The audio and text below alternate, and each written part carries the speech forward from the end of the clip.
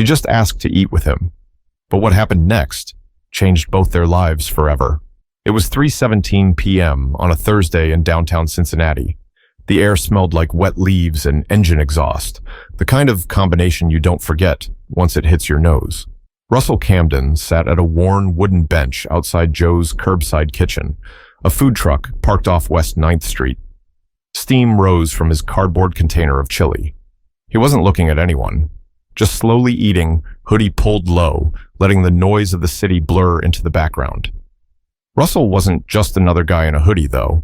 Underneath that gray cotton and $30 jeans was a man worth $87 million, give or take.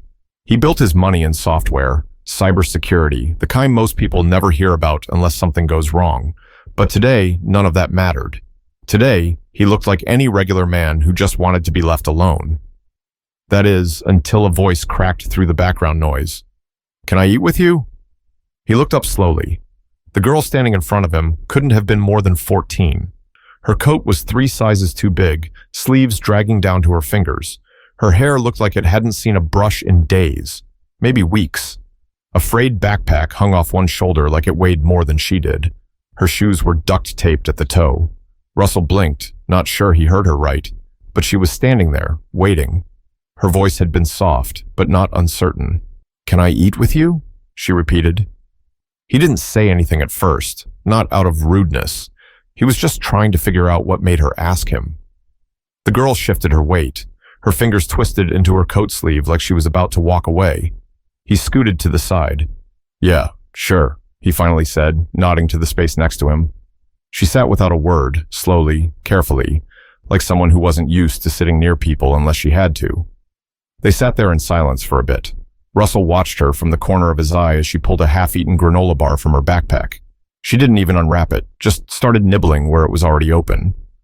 "You want something real to eat?" he asked, breaking the silence. She froze for a second, like the question was a trap. Her eyes narrowed slightly, suspicious. "I'm not trying to be weird," Russell added quickly. "It's just, no one should be living off a granola bar in November." She gave a slight shrug and mumbled, "I'm not hungry." He didn't buy that, but he also didn't press. "All right." The wind picked up and she tugged her coat tighter. Russell took another bite of his chili and waited a few seconds. "What's your name?" She chewed slowly, still not looking at him. "Elena." "Pretty name," he said. She gave a small snort. "Not really," he smirked. "Still better than Russell.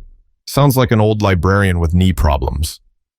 That earned the smallest twitch of a smile from her, though she didn't show teeth. He didn't ask anything else for a while. Just let her be. They watched a city bus clatter by.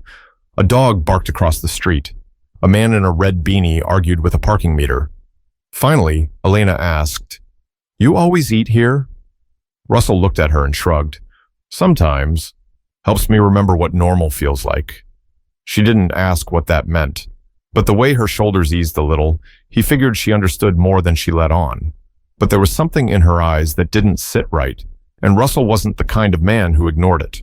Elena picked at the corner of her granola bar like she wanted it to disappear. Her eyes darted down the street every few seconds, checking behind cars, scanning faces in the crowd. You could tell she wasn't used to staying in one place too long. Russell noticed it. "You waiting on someone?" he asked casually, not pushing, just asking. She shook her head quickly. "No." "Running from someone?" That made her freeze, her jaw tensed.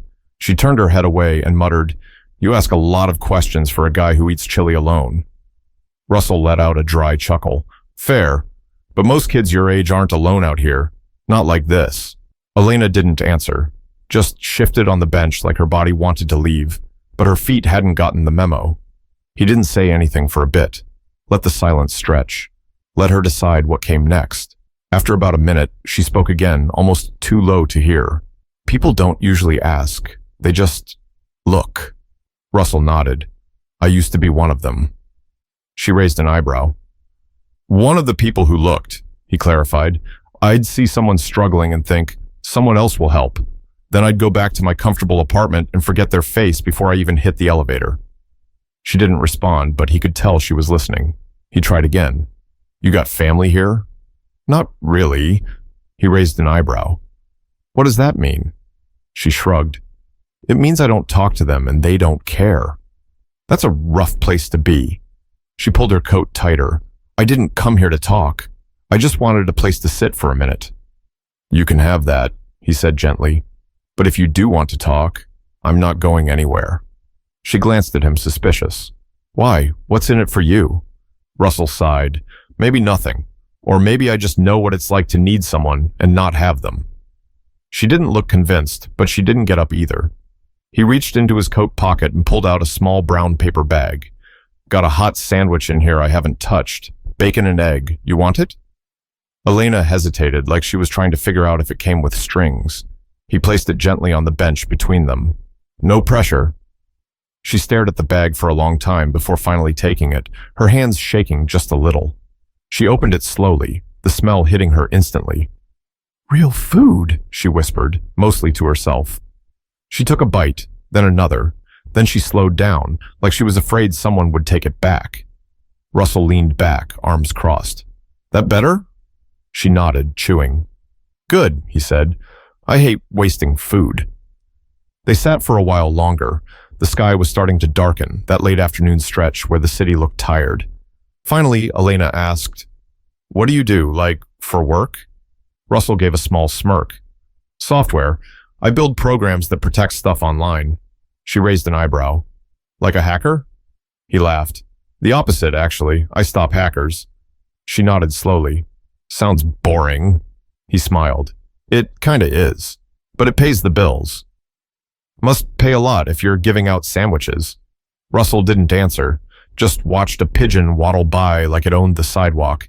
But there was a flicker in Elena's voice now, a mix of sarcasm and curiosity, and that meant she wasn't done talking, not yet. The sandwich was gone, every crumb. Elena folded the empty paper bag and slid it carefully into her backpack like it was worth saving. She didn't say thank you, but she didn't have to. Russell stayed quiet. He knew better than to crowd the moment. Sometimes the best thing you can do for someone is let them breathe. But the quiet didn't last long. You married? Elena asked, her voice flat. Russell shook his head. Was. Not anymore. She didn't respond, just looked down at her shoes like she'd asked the question just to fill space. He waited a beat. Why do you ask? Elena shrugged. Just wondering if there's someone waiting for you to get home. He tilted his head, studying her. Why? You thinking of robbing me? She smirked, but her eyes didn't play along. Nah, I don't rob people. Bad karma. That's good to hear. She zipped her coat up all the way, then leaned forward, elbows on her knees. Her voice dropped. I don't usually talk to men. Russell glanced at her, but didn't ask why. He just nodded. I mean it, she said firmly. Most of them don't want to talk anyway. They want other things. He felt something twist in his chest. The weight of her words hit heavier than anything else she'd said so far. I get that, he said softly. I'm not one of those men. She looked at him like she'd heard that before, too many times, from too many liars. I'm not here to fix you, he added.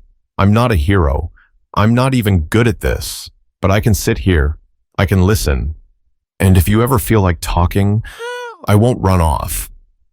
She stared at him for a second, then looked away. You keep saying stuff like that, I might start believing you. Wouldn't be the worst thing. Elena shifted again. Her posture was all fight or flight, like she hadn't had a calm night's sleep in months, maybe years. Then suddenly she asked, You ever lose someone? Russell blinked. Yeah, my brother, car accident 10 years ago. Her lips tightened. That's different. That's clean, quick. He didn't respond. My mom... She stopped herself, sucking in a breath through her nose. She left me. Not like... left the room. I mean gone. Gone, gone. Russell's heart dropped. I was 11, she continued, voice steady now. Woke up and she was just gone. No note, no warning. Her toothbrush was still wet, but her shoes were gone. That's brutal, he whispered. She nodded. Foster care took me after that, but I didn't stay long. What happened?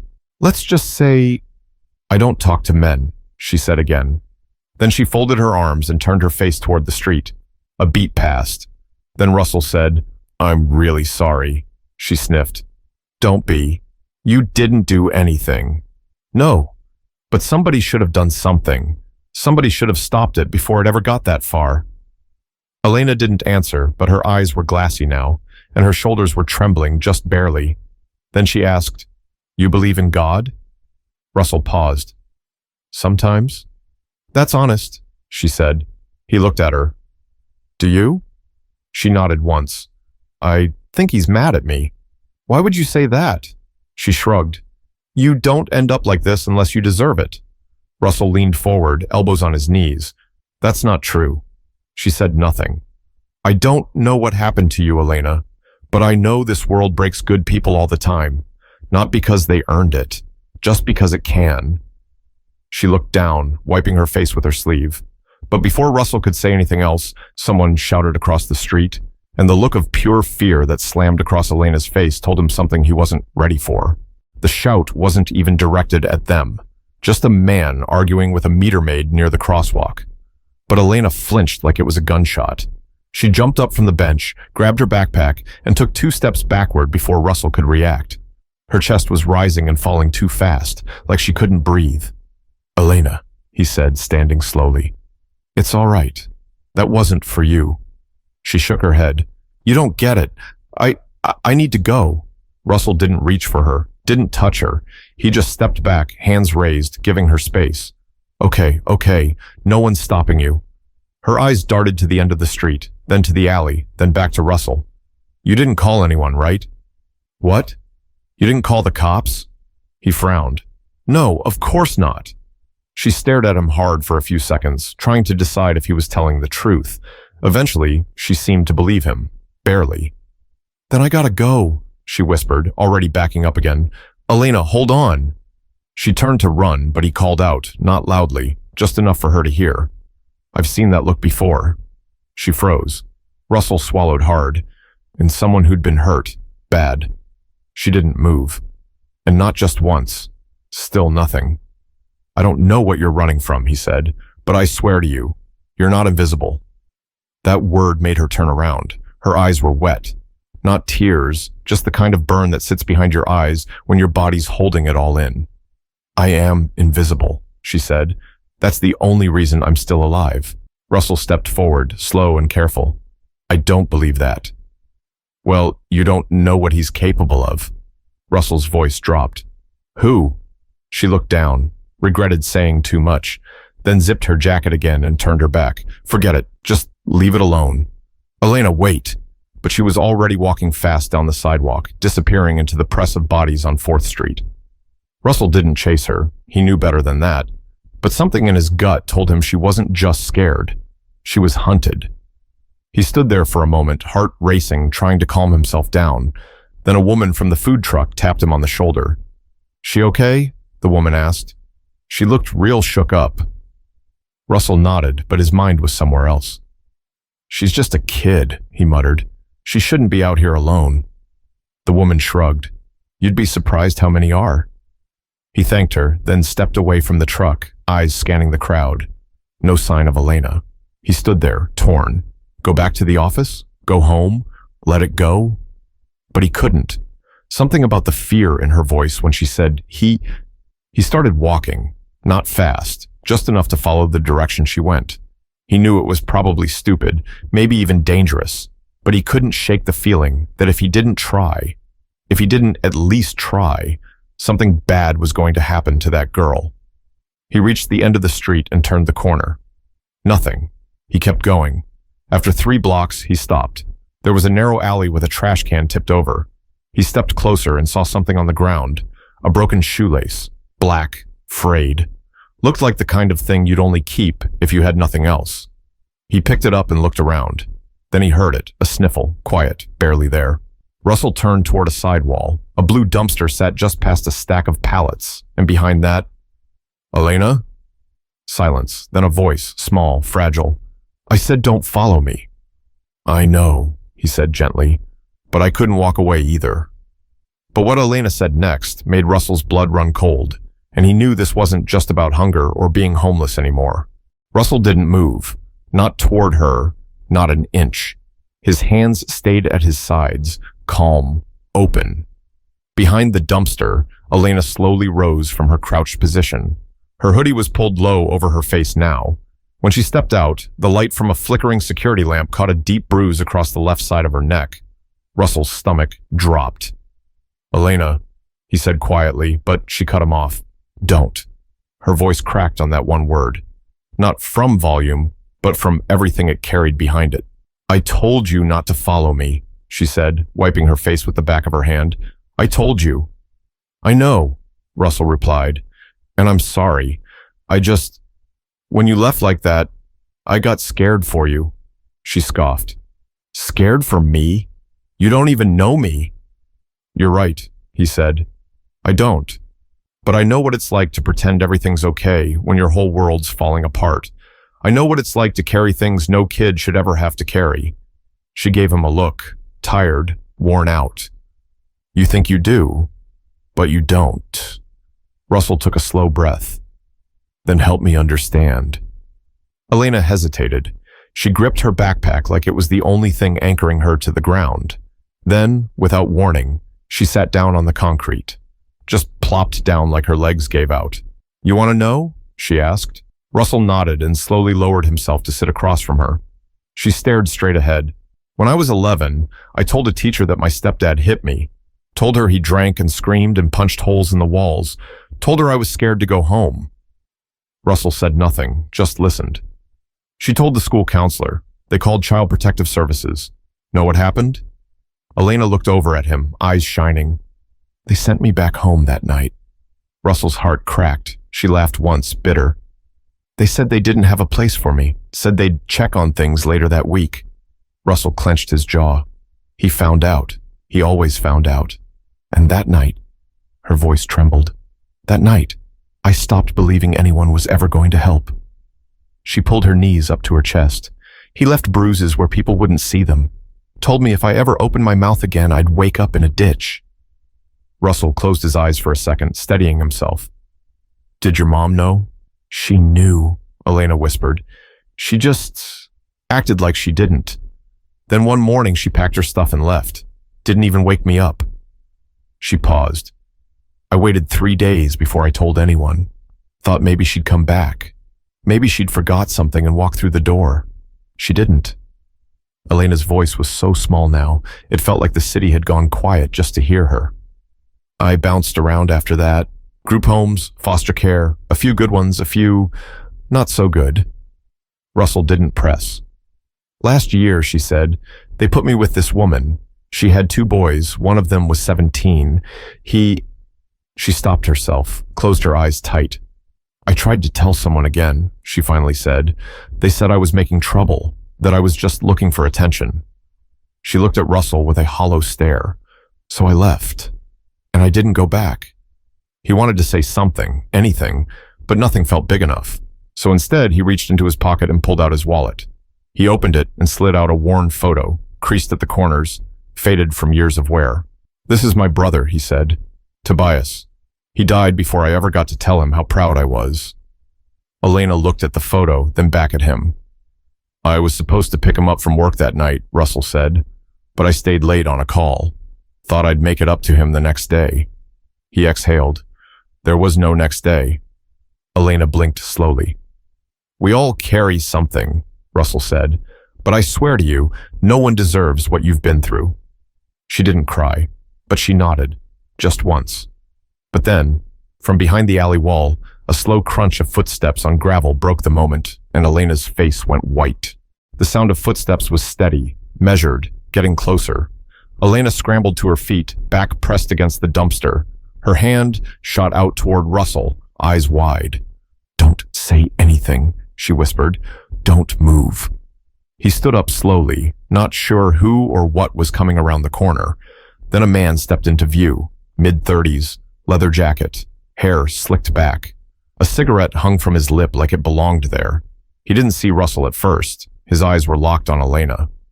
"There you are," he said. Elena didn't move, didn't breathe. Russell stepped forward just enough to put himself between them. The man paused, took the cigarette out. "Who the hell are you?" Russell didn't answer the question. "She with you?" The man scoffed. "She ran off." Took something that doesn't belong to her. Russell glanced at Elena, whose arms were now wrapped so tight around her torso, it looked like she was holding herself together by force. She didn't steal anything, Russell said calmly. The man stepped closer. You don't know her like I do. I think I know enough. Elena's voice cut in sharp. Don't speak for me. Russell turned, surprised. Her voice wasn't loud, but it was steady now, angry. I don't need you to fight for me, she said, stepping out from behind him. Don't pity me. I'm not, Russell said. Yeah, you are. She was shaking now, not from fear, but from rage. You think because I've been hurt, I'm broken. I'm not. I'm still here. That counts for something. The man in the leather jacket laughed once. You done with your little speech? Or can we go now? Elena didn't even look at him. She stared straight at Russell. I don't want to be saved, she said. I just want to be seen. And in that moment, Russell saw her, not as a victim, not as a runaway, but as a girl who had survived things most grown adults wouldn't. He nodded once, then turned back to the man. She's not going anywhere with you. The man took a step forward. And what are you going to do about it? Russell pulled out his phone. I've got 3 cameras pointed at this alley. They've got your face, your voice, and a timestamp. You bluffin'? Try me. The man stared at him for a few seconds, then glanced at Elena. You think people care what happens to girls like you? He sneered. Elena didn't blink. I don't care if they do. I care that I do. He laughed again, but this time it was thinner, forced. Then he muttered something under his breath and turned around, walking off without another word. Russell watched him disappear around the corner, then turned back to Elena. She was still standing, still trembling, but she didn't sit down this time. You okay? He asked. She nodded. Yeah, but I meant what I said. Don't feel sorry for me. Russell shook his head. I don't. I'm proud of you. She looked down, surprised. Why? Because you stood up when it would have been easier to run. That takes guts. A long silence passed between them. Then she finally spoke. You got a car? Yeah, he said. It's parked 2 blocks over. She looked at him. You gonna call child services? He shook his head. Not unless you ask me to. She narrowed her eyes. You serious? I don't make decisions for people, especially not ones who've had too many taken away. Elena breathed out slowly, then gave a tiny, tired smile. I'm cold. He reached into his bag and handed her a clean hoodie, black, soft. She put it on without a word, but as they walked down the street side by side, Russell knew the hard part wasn't over. The hard part was what came next.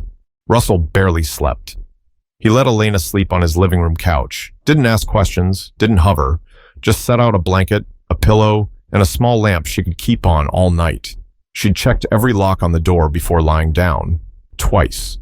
Then again, an hour later. He stayed in the kitchen, eyes on his laptop, but attention miles away. At one point, he found himself staring at an old photo on the fridge. Tobias, his little brother, grinning in a graduation cap. The guilt still hadn't faded after all these years. It probably never would. Morning light came slow, crawling through the blinds like it wasn't sure it was welcome. At around 6:30, the floor creaked. Russell looked up to find Elena standing in the doorway, hoodie sleeves past her hands, hair a mess, but her eyes different. You hungry? He asked. She nodded. He made scrambled eggs and toast. Nothing fancy. She ate slow, still watching the windows between bites. I don't know what to do now, she said finally. Russell sipped his coffee. You don't have to know. You just have to want better. I do. Then we'll figure it out. Elena looked at him. I'm scared if I go to the cops, they'll just send me back. He nodded. They might, or they might finally listen. You believe that? I believe in doing the right thing, even when it doesn't come with a guarantee. They finished breakfast in silence. A few hours later, Russell drove her to a local youth advocacy center, not a shelter, not a group home, but a place built by people who'd lived through what she had. People who knew the difference between pity and respect. He stayed with her the whole time, sat in the waiting room while she filled out paperwork with a counselor, didn't speak unless she asked him to. An hour later, she came back with a bag of clean clothes and a small smile. Just a trace, but It was real. I'm staying here for now, she said. They're actually nice. Russell smiled back. Good. Can I still call you? He reached into his wallet, pulled out a plain business card, and scribbled a different number on the back. This one rings straight to me. No assistance, no voicemail, just me. She took it and slid it into her pocket. And then, just as she turned to walk away, she stopped. You know that man from yesterday? She asked. Russell nodded. Yeah. They picked him up this morning, she said. One of the women at the center showed me the report. He had warrants. Russell's eyebrows lifted. You're kidding. She shook her head. I guess someone filmed him in the alley, posted it. That made Russell laugh once. Maybe the city still pays attention after all. Elena paused. Thanks for not giving up on me, even when I was mean. He stood up. You weren't mean. You were scared. Big difference. They didn't hug. That would have been too much, too soon. But she gave a small wave as she turned, her new caseworker leading her down the hallway. Russell watched until she disappeared. That weekend, he did something he hadn't done in years. He opened up his private blog, the one he never shared, and he wrote about her. Not with names, not with faces, just the truth. About a girl who asked if she could eat with him. About how it changed everything. He didn't expect anything from it, just wanted to get it out of his system. But then, the blog post was shared, then reshared. Within a week, it had over 700,000 views. People wrote in, offered to donate, asked how they could help. Teachers, foster parents, social workers, ex-runaways, strangers from all over the country. So, Russell partnered with the youth center. He didn't throw money at it from a distance. He showed up. He sat in on programs, took calls, told people what not to do. The center expanded, hired more staff, added beds, launched a hotline. And through all of it, Elena called once a week, just to check in. Sometimes they talked about the center, sometimes school. Once, she told him about a poetry contest she entered. A year later, she called with a voice full of tears. She'd been accepted into a scholarship program for survivors. I didn't think I'd make it this far, she said, laughing through the tears. Russell sat on his porch, sun setting over the skyline. I did. There are moments in life when you're asked a question that seems small, quiet, like it won't matter. Can I eat with you? Most people wouldn't think twice. They'd nod, or say no, or walk away. But what if that one moment is someone's last bit of hope? What if that one sandwich, that one conversation, that one choice is the reason they don't disappear? We don't have to save everyone, but we can choose to see them. And sometimes, that's enough to change everything. If you see someone struggling, especially a child, you don't have to have all the answers. You just have to care enough to show up. Reach out to local youth centers. Support programs that protect runaways and foster kids. Speak up when you see something wrong. Because the next Elena is out there, and maybe all she's waiting for is someone to say, yeah, you can sit with me.